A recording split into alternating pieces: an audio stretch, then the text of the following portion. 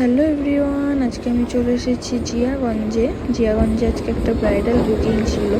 তো সেই কারণেই আজকে জিয়াগঞ্জে এসেছি। তো তোমরা দেখতে থাকো ভিডিওটা শেষ পর্যন্ত। তো এই যে এটা ছিল আজকের আমার ব্রাইড। তো এটা ছিল মুসলিম ব্রাইডাল। তো মুসলিম ব্রাইডাল বলেই অনেকের ধারণা যে লেহেঙ্গা পরবে, পাশা পরবে, তো সেটা একদমই না। ও দেখো আজকে রেড শাড়ি পরে আছে, একদম প্রপার বেঙ্গলি ব্রাইডাল লুকটাই নেবে আজকে আমার থেকে। তো কীরকম সাজবে সেটা আমাকে বলেই রেখেছিল আগের থেকে, প্লাস ওখানে যাওয়ার পরেও আমাকে বলে যে একদম নিউড মেকআপ করতে।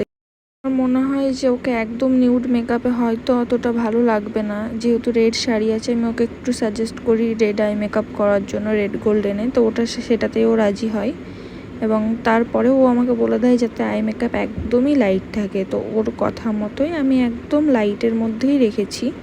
আর তোমরা সবাই হয়তো ভাবো যে রেড গোল্ডেন বলতে যে আই মেকআপ খুব হেভি হয়ে যাবে, সেটা কিন্তু একদমই না। দেখো ওর আই মেকআপটা কমপ্লিট হয়ে গেছে, রেড গোল্ডেনের উপরে আই মেকআপ করেছি, কিন্তু অতটাও হেভি লাগছে না।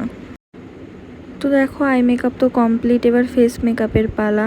আরও আমাকে বলেছিল ফেস মেকআপটাও একদমই লাইট রাখতে, ওর স্কিন শেডের সাথে ম্যাচ করে রাখতে, একদমই যাতে হেভি মেকআপ না হয়। তো ওর কথা মতন রেখেই আমি মেকআপটা করার চেষ্টা করেছি। আর যারা নেক্সট ব্রাইডাল সিজনের জন্য আমাকে বুকিং করতে চাইছো, তারা অবশ্যই আমার কন্ট্যাক্ট নাম্বারে আমার সাথে যোগাযোগ করে নিও।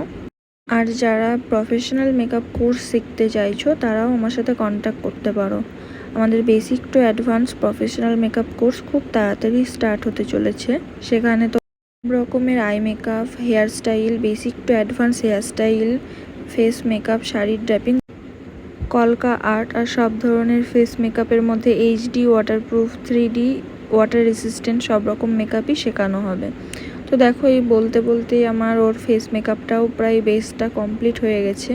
তো দেখো একদম লাইটের মধ্যে ওর ফেস মেকআপ পুরো কমপ্লিট। আর কলকাটাও এইটুকুনিই চাইছিল, কিন্তু আমি ওকে বললাম যে কলকাটা আর একটু বড় করলে ভালো লাগবে। তো সেই কারণে আর একটু বড় কলকা করে দিয়েছিলাম। মেকআপে আমি পুরোপুরি ওর সাজেশন নিয়েই মেকআপটা করেছি। ও যেরকম পছন্দ করে তার মধ্যেই রাখার চেষ্টা করেছি। আর তার সাথে আমিও কিছু ওকে বলেছি যে এরকম করো তো ভালো লাগবে, সেই মতো ও শুনেছে আমার কথাটা, দিয়ে মেকআপটা কমপ্লিট করেছি। আর ফেস মেকআপটা দেখো কতটা ফ্ললেস হয়ে আছে, প্লাস একদমই লাইট বেস হয়ে আছে। আর সামার তো চলে এসেছে, তো সামারে এরকম ফ্ললেস বেসের জন্য যারা চাইছো অবশ্যই আমার সাথে কন্ট্যাক্ট করতে পারো। আর এটা ছিল ওর ফাইনাল লুক। তো তোমরা অবশ্যই দেখে জানিও আর কমেন্ট করে আমাকে জানিও যে কীরকম লাগলো। আমার তো ওকে দেখতে খুবই মিষ্টি লাগছে, আর ওর চেহারাটাও খুবই মিষ্টি। তো এটা ছিল ওর বিফোর লুক, আর এই যে এটা ছিল ওর ফাইনাল লুক। আর চলো ওর কাছ থেকে শুনে নিই যে ওর মেকআপটা কীরকম লাগলো, ওর পছন্দ হয়েছে কি না। কেমন লাগলো বলো সেজে? খুব সুন্দর, ভালো এক্সপিরিয়েন্স। কোথায় সাজলে? ঋতুদির কাছে সেজে।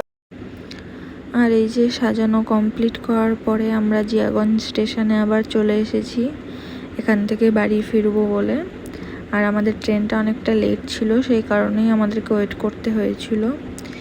আর ওই পাশে এর মধ্যেই ট্রেন চলে এসেছে দেখো, কিন্তু আমাদের ট্রেনটা অনেকটা পরে এসেছিলো। তো যাই হোক, ব্লগটা এখানেই শেষ করলাম, টাটা।